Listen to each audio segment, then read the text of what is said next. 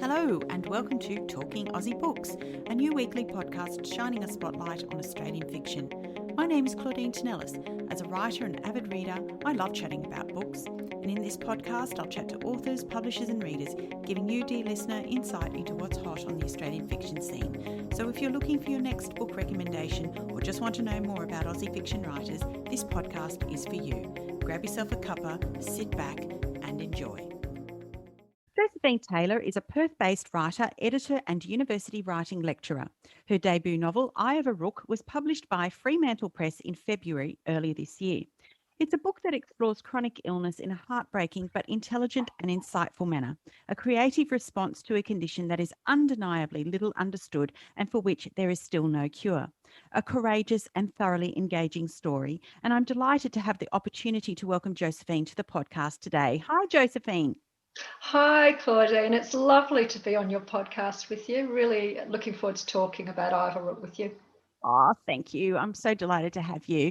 Such a thought-provoking read, I must say. It made me think not only about women who suffer from this particular illness, but the many other people who suffer from chronic and debilitating conditions, the way they cope, the attitudes of some members of the medical profession. So much in there to digest. So I wanted to ask you, how are you feeling about its release and what are people saying about it to you? I'm feeling really good about its release. I presented on vulvodynia, which is the condition we're talking about, which is chronic vulvar pain. I've been presenting on it for a long time, and what I've noticed the whole way along is that people respond with real interest and relief often if they have any kind of pain kind of issue or if they feel heard for the first time.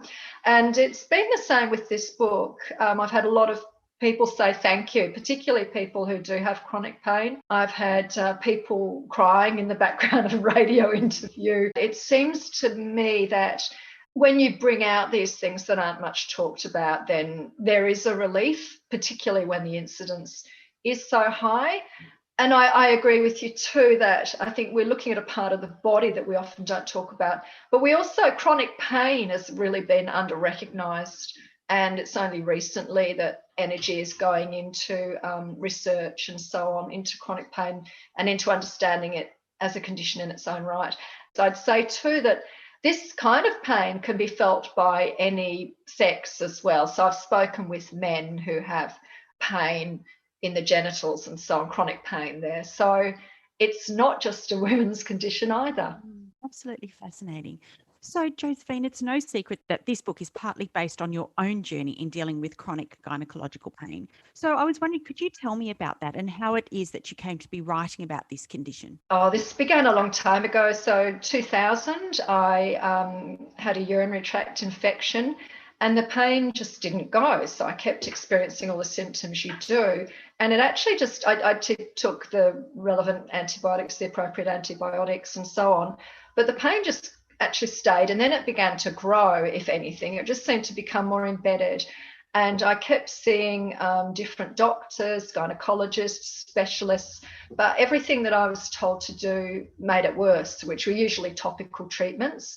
So I got to the point where even after I'd been diagnosed, which took a long time, as it does for Alice in the book, I was still being asked to do things which were making it worse because there's not very much knowledge out there, even in specialists. So what happened then was that I was working as a psychotherapist. I was newly qualified. My practice was growing quickly. I was an educator in counselling and psychotherapy, but I had to actually surrender that career because of the level of pain. And I was bedridden for some time, and then I was reclusive for some years. And then I realised I just wasn't going to get better by doing nothing. And I realised, okay, I've got to do something. So I began writing, I began researching.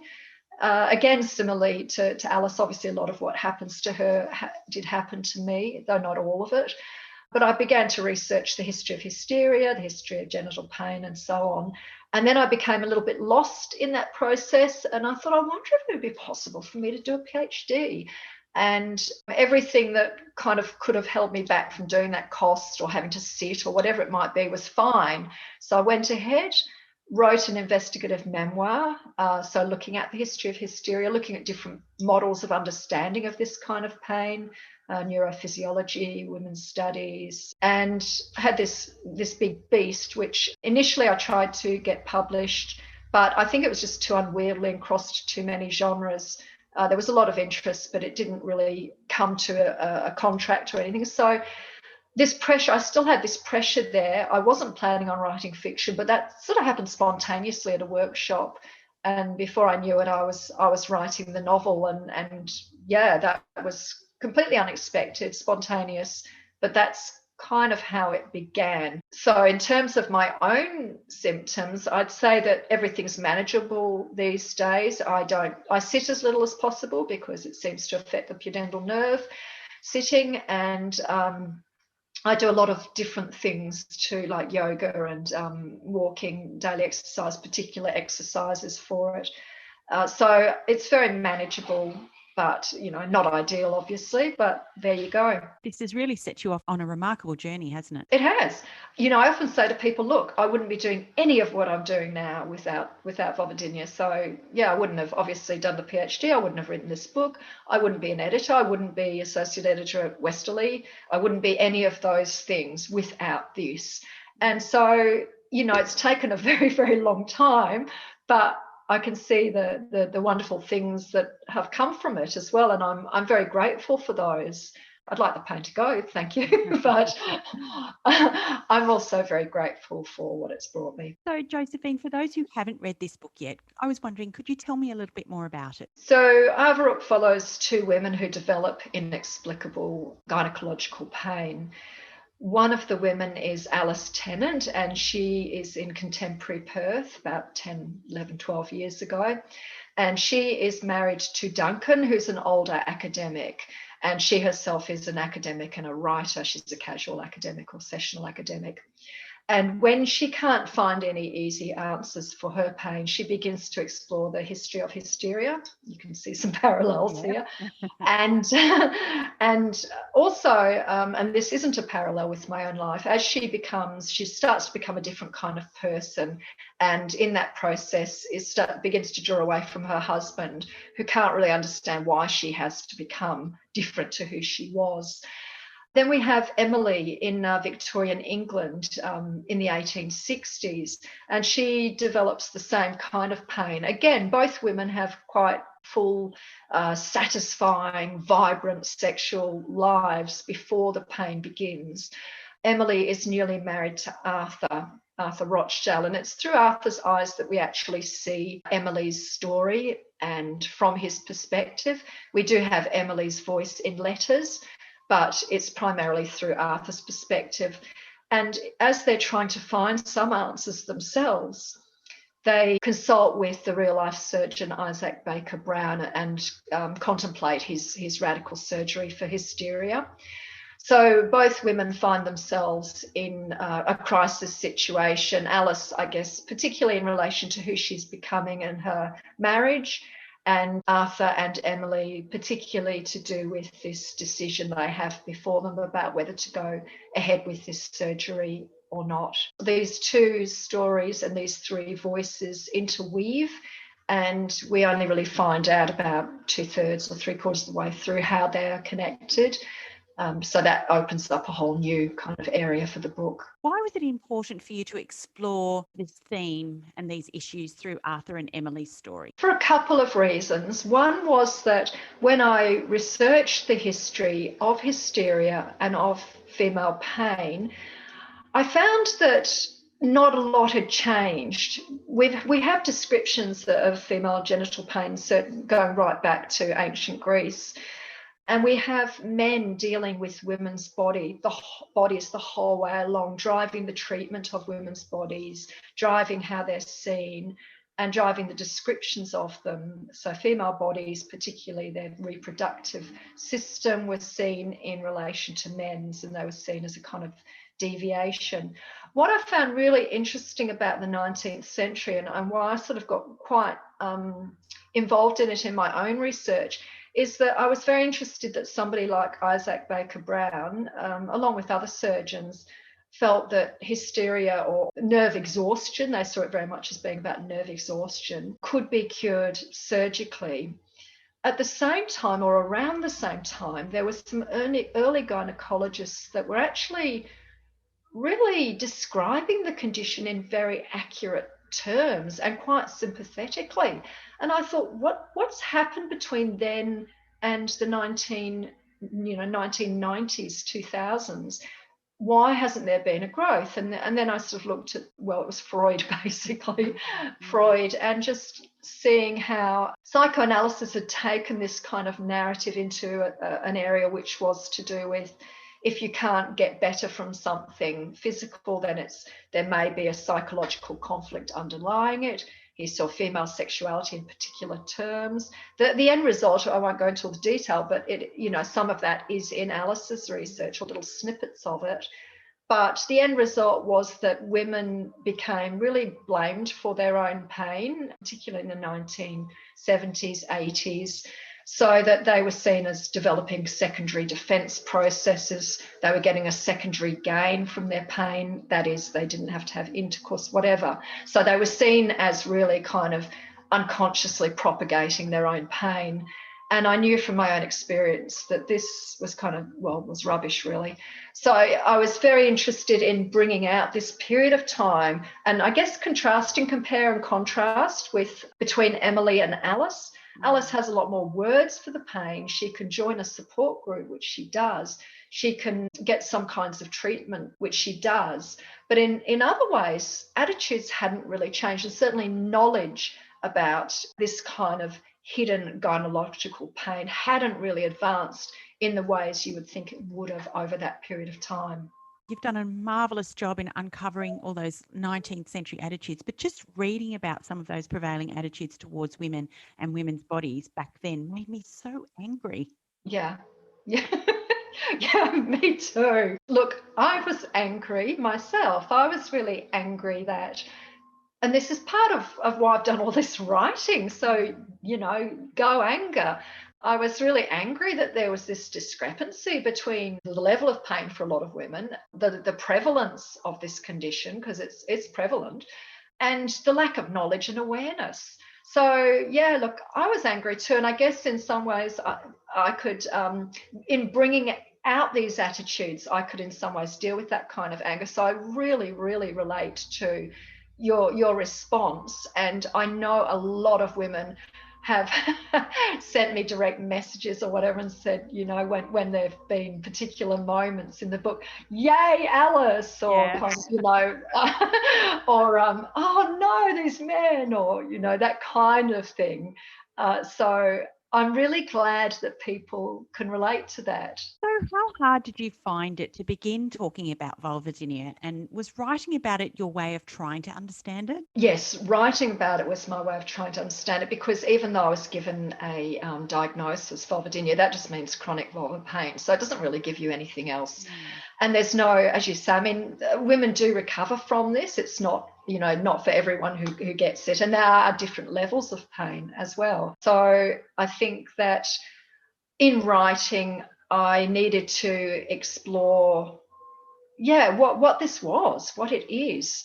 And writing really helped me, and particularly writing the novel, I think really helped me. I think there's something about creativity that means that you sort of transform things, which I still don't know how it works, but it works. Certainly when I first started presenting myself on vulvodynia, I was terrified. I was absolutely terrified, because I knew a lot of women with this. I went in the Women's Day about in 2003, I think it was, or 2004, and I was contacted by over 100 women.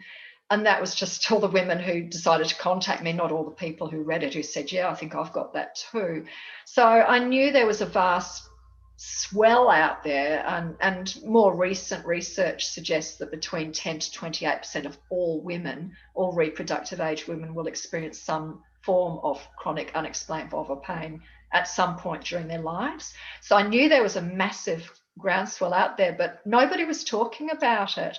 And for whatever reason, I felt like I had to. I don't know why. I don't understand why. I feel a sense of responsibility. Again, I'm not sure why, but I think, as I said before, the anger. So yes, initially it was really terrifying, and I found it particularly difficult when there were men in the audience. I found that those feelings I think that keep women from talking about this pain of shame and embarrassment really made me feel almost paralyzed by fear.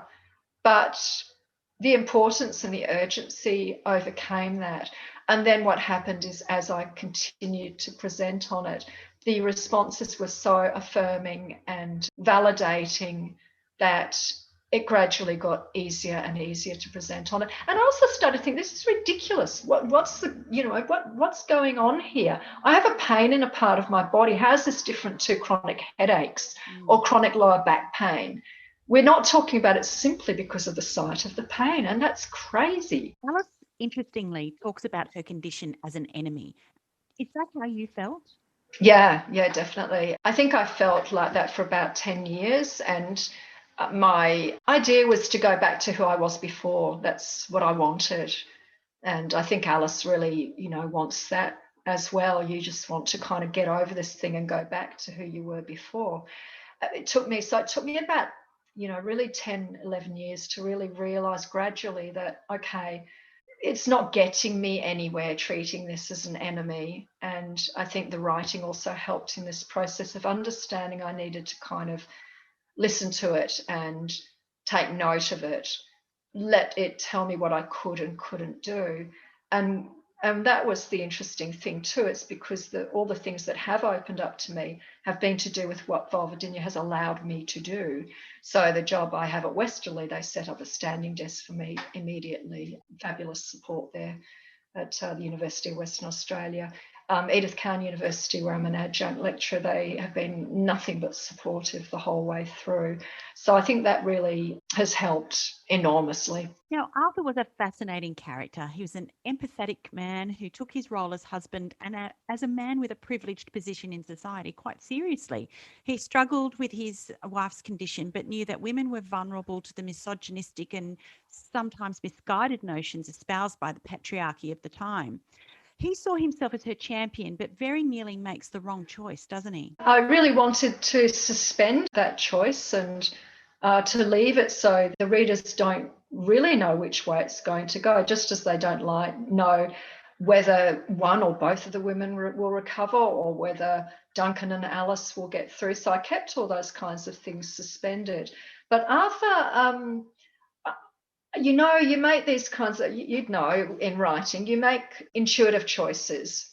And it's only later when you look back, you think, oh, well, I did that because of this. So when you're asked questions like this, you go, oh, well, I did it because of this. But a lot of the time you're working intuitively. Arthur actually came to me from a writing prompt in a writing workshop. I didn't actually sort of think I'm going to write about a man.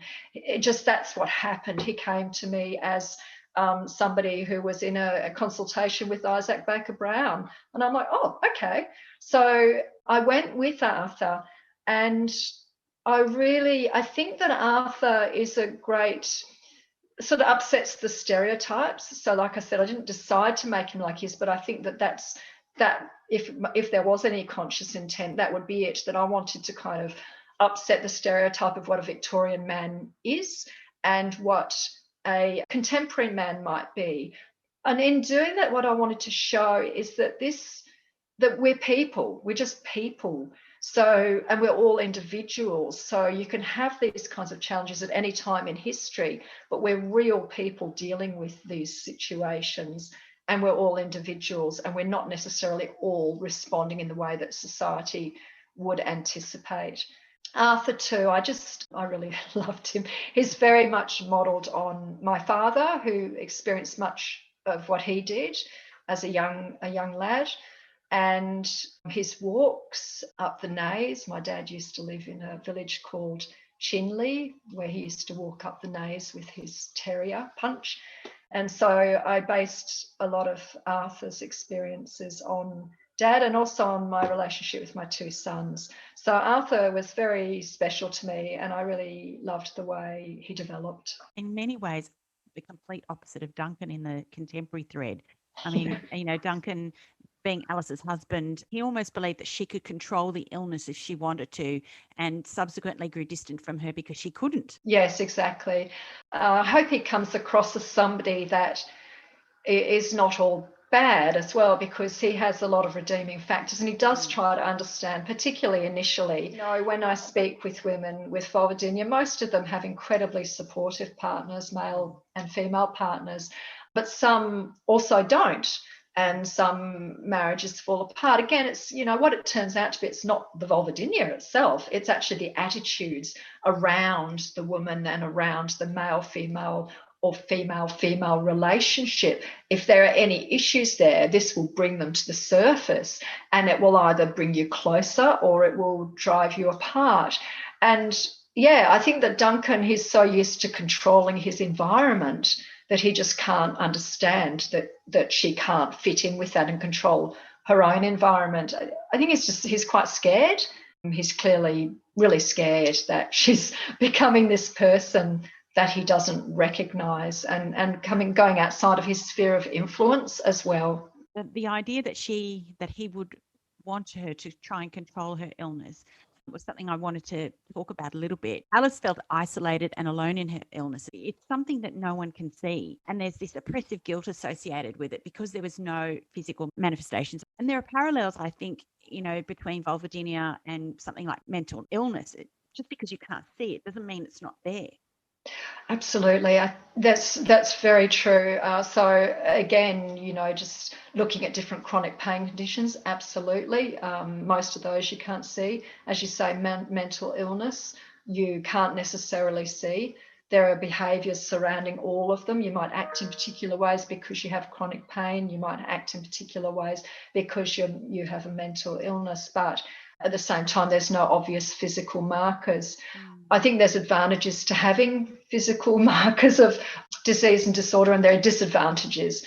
And there are advantages and disadvantages to what I have and what Alice and Emily have. And I guess the advantage is you can pass as kind of, this kind of intelligent, vibrant kind of person, etc. But, the disadvantages is that I think there's a part in one of the support group meetings where one of the women says something like that, why can't people understand if I'm smiling, I'm doing it because I'm making an effort. I'm not, that this living, when you have any of these things, can be quite a challenge. So presenting yourself as normal can take effort. It's like, like Alice and Emily. There's a scene with Emily and Arthur after they've just consulted with Isaac Baker Brown, and they get in the carriage and Emily stands and Arthur places his hands around her waist and holds her steady as the carriage goes along. I wanted to show how you do what you can to live with these conditions. So when you can, in order to not upset people, you try to look as normal as possible. These days, I just stand when I can, because I sort of think, well, I'm not going to put myself in more pain in order to make somebody else feel more comfortable. So you really, and these are the kinds of issues that both Emily and Alice grapple with, is how do you live in a world when you have this kind of pain? In the time since you developed this condition, Josephine, do you think there's been increased awareness or improvements on the way it's treated? Yeah, I do. Look, I think for a start, I would say the biggest thing has been patient knowledge and advocacy. So there are some organisations which are very strong in this area, that particularly the National Vulvodynia Association in the US, Vulval Pain Society in the UK, and many more, Gynecological Awareness Information Network in Perth here.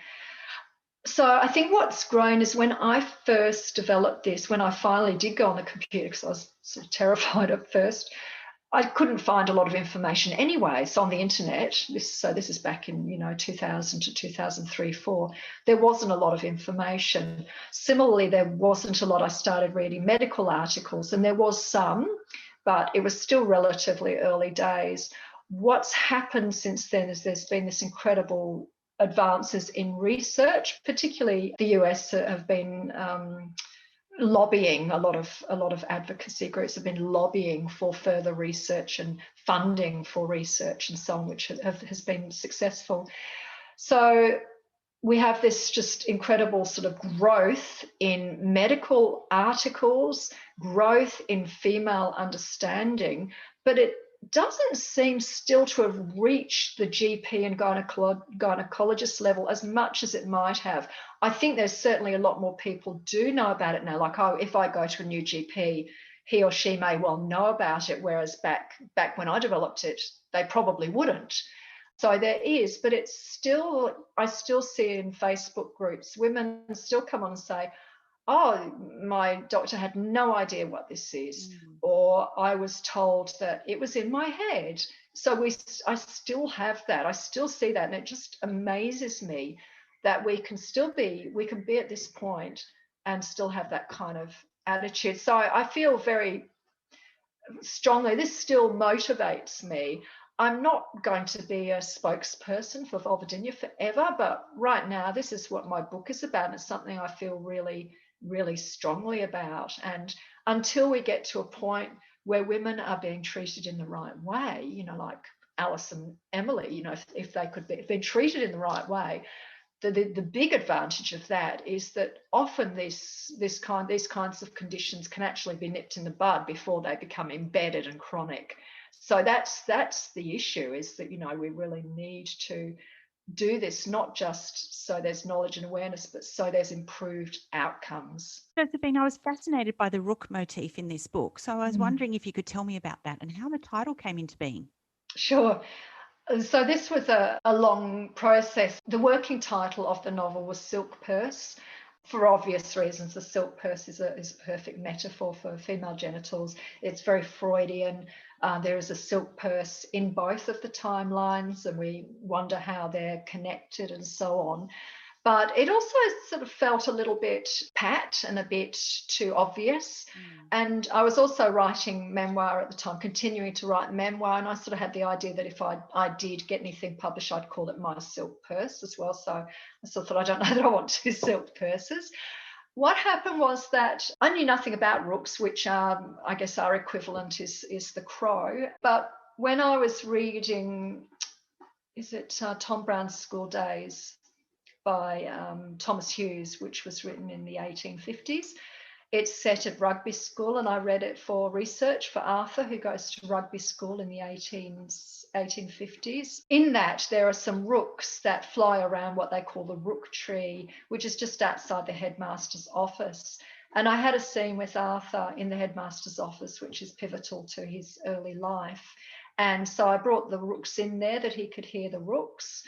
And again, this was one of those spontaneous things. The rooks started to just show up. There's a point where he's walking to work, and he's a barrister by this stage, and these other barristers are like rooks with their black capes. So it started to crop up. And then I became more conscious of it and brought it in more consciously. And the rook became, I guess, a metaphor, a reflection of where Arthur was at and how he saw himself. But it also becomes to do with creativity, the rook, in ways which you find out about in the last quarter of the book. And it also the rook also connects with Alice's ideas of two bodies that she researches and writes about. The body that we see, like you were saying before, that where pain is invisible. You know, you look in a mirror, there's a symmetrical body, and that's how we usually think of as our body. But there are also the bodies that are formed by inner sensation, and pain brings that kind of body to the forefront really strongly. And that kind of body is fragmented by pain. It's sort of bits and pieces. And I was very interested in the eye of the rook. Oh, that's right. There were too many rooks around. It was going to just be the rook, but there are a lot of rooks around. So we worked on the title, and there was a scene with Arthur and being seen always his reflection in the eye of a rook, and that connected really well with this idea of the two bodies. How do you, when you are fragmented like that, how do you make yourself whole? And the rook becomes really pivotal in that in the last part of the book. Given your experiences as a writing teacher and an author, do you have any tips about writing and getting published that you could offer to the many writers who listen to this podcast? I'd say trust in your own voice. I think that we imitate other people to learn to write, and I think that's absolutely fine, but trust in your own voice as it begins to develop. Write what you feel passionate about, things that incense you or that drive you crazy or that have always plagued you or that make you ecstatic or that you just can't stop thinking about. So the things that sort of obsess you or make you incredibly uncomfortable, write about those kinds of things. Don't manufacture something that you think is what people might like to read. I think there can be short-term gain in writing to a kind of, okay, this is the kind of book that will sell, and you might be able to do that, but I think that the long-term satisfaction when you write what you feel like you have to write and what needs to be written is incredibly meaningful and brings a lot of joy to your life.